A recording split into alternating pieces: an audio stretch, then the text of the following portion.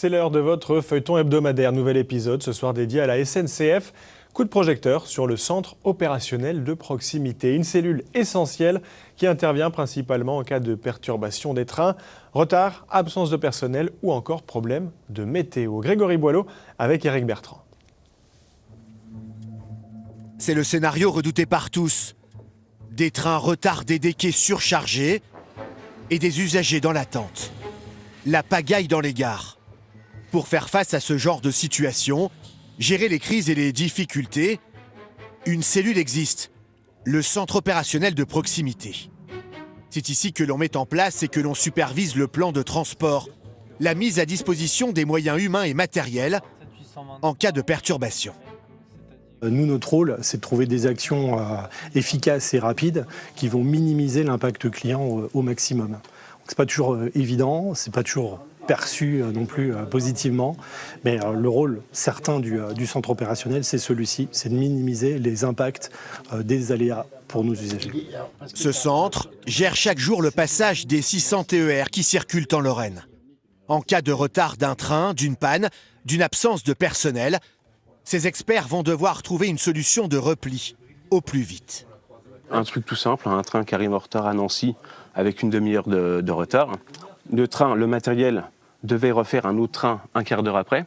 Donc là, avec 30 minutes de retard, on se rend bien compte que c'est impossible. Donc nous, notre rôle, c'est de prévoir un autre matériel, un autre conducteur éventuellement, ou un autre contrôleur. En fait, tout ça, c'est une gymnastique qu'on fait avec chaque opérateur. En cas de fortes perturbations et de retards importants, la cellule doit également identifier les voyageurs en correspondance, ceux qui vont rater leur train suivant. C'est le rôle d'Éric, à lui de trouver un autre trajet pour ses usagers. La base, ça va être de suivre un peu cette carte-là, et puis de repérer surtout les trains qui commencent à être en retard au-delà de 10 minutes, donc qui sont plutôt en jaune, et ceux qui sont en rouge carrément, qui ont plus de 15. On ne retient pas de train spécialement pour des gens 3 personnes qui vont descendre d'un TGV, ou 20 personnes qui vont descendre du TGV pour prendre un TER qu'on va retenir, qu'on ne retient pas les TER. Il faut qu'on calcule quel TER ils vont pouvoir prendre, quoi. Dans le centre opérationnel de proximité se trouve également la cellule communication. Jade s'occupe des comptes SNCF sur les réseaux sociaux. Elle doit informer les voyageurs sur le trafic en temps réel et répondre à leurs questions. C'est des messages sur les horaires souvent, ou quand un train est en retard par exemple, on demande de la raison, les causes, quand il y a un incident par exemple, on est amené à communiquer. Jade peut également effectuer des annonces directement à bord des trains.